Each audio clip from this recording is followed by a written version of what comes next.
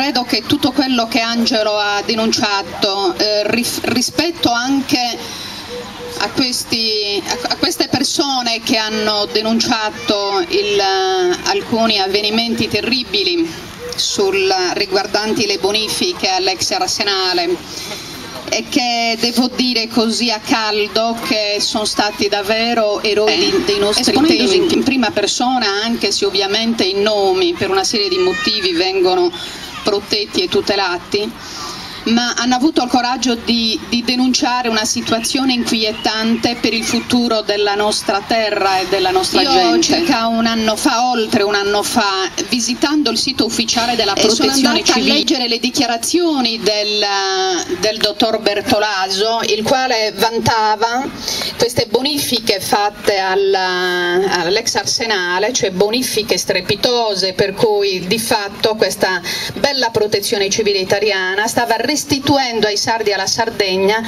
l'antico splendore e quindi la pulizia del nostro ambiente. Ci stavano facendo un grande regalo.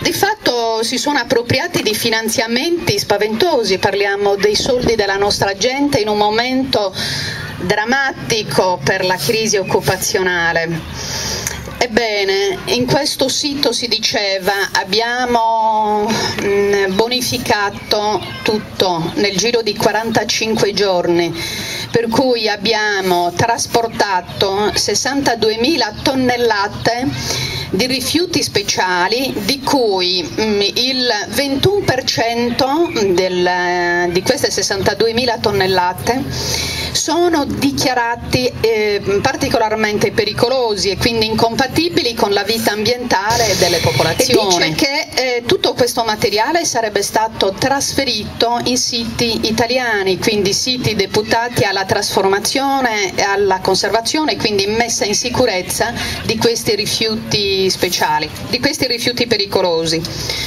Io ho fatto subito una divisione, 62.000 tonnellate diviso 45 giorni a cavallo fra luglio e agosto, per cui emergeva un quantitativo veramente enorme e poco credibile di materiale che tutti i giorni avrebbe dovuto viaggiare varcando quindi i confini della Sardegna andando in Italia.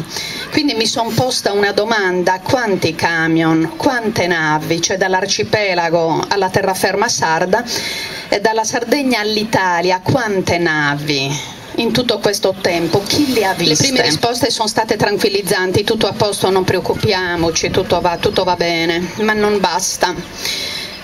A un certo punto decidiamo insieme a dei colleghi iscritti da preoccupazioni proprio che partono dalla salute della gente, decidiamo di fare un blitz alle discariche. Siamo andate perché, con quale spirito? Lo spirito semplicemente di chiedere l'accesso alla documentazione, cioè alle bolle di accompagnamento delle merci, quindi relativi ai camion, eccetera, eccetera. Ma perché noi siamo arrivati a Canaglia? Siamo arrivati a Canaglia perché parte una preoccupazione della gente, la gente che ha visto un traffico pazzesco e che non era il traffico diretto dalla Sardegna all'Italia, ma era il traffico diretto dall'arcipelago della Maddalena a Porto Torres, da Porto Torres questi camion diretti verso le due discariche, ma non solo, c'è stata denunciata anche il traffico di una nave, un traffico assolutamente notturno, anche questo particolarmente sospetto, che andava e tornava non stop dall'arcipelago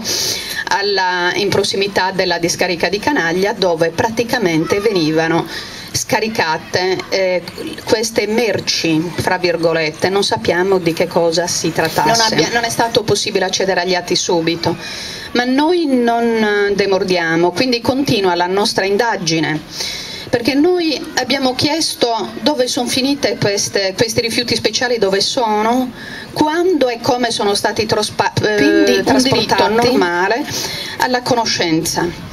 Fra l'altro seguendo una legge che prevede che quando un cittadino ha delle preoccupazioni o ha dei sospetti sull'inquinamento ambientale, anche se non ha certezze, ha diritto immediato, entro 30 giorni, ad avere delle risposte. A noi le risposte non arrivano entro i 30 giorni. L'ARPAS, quindi gravissimo questo, non risponde la Regione Sardegna, per cui cosa facciamo? Facciamo un ricorso, comincia ad arrivare un po' di documentazione. La documentazione che è arrivata, che è pervenuta praticamente dalla Protezione Civile, è una documentazione folle, da dissociati mentali, perché ci mandano una valanga di documenti, tutti con dati contrastanti, per cui praticamente che succede? Che rispetto al sito ufficiale della Protezione Civile, dove il signor Bertolaso dichiarava le 62.000 tonnellate di rifiuti speciali, di cui il 21% pari a 13.000 tonnellate di materiale altamente pericoloso, allora emerge documentazione della provincia dove si dice che i rifiuti speciali non erano 62.000 ma erano 32.000 più 8.000 di pericolosi. Poi dal contratto delle ditte appaltatrici emergono ancora dati diversi: 50.000 tonnellate di rifiuti speciali più 10.000 tonnellate di pericolosi, ma non basta. Al collaudo risultano ancora altri dati, e cioè 66.000 tonnellate di rifiuti speciali più 8.000 di pericolosi, pari a 74.000 tonnellate contro le 62.000 denunciate inizialmente dalla Protezione Civile. Per cui c'è questa confusione e noi vogliamo luce, che si faccia luce su questi dati. Vogliamo sapere dove sono finite, perché cioè dove sono semplicemente i rifiuti pericolosi. Fra l'altro da tutti questi calcoli emerge ancora un'incongruenza, e cioè mancano all'appello 5.000 tonnellate di rifiuti pericolosi dichiarati dalla stessa Protezione Civile nel sito ufficiale, che fra l'altro è gravissimo ed è illegale che un sito ufficiale della Protezione Civile, quindi istituzionale, racconti frottole sull'ambiente. Questo è considerato reato dalla legge.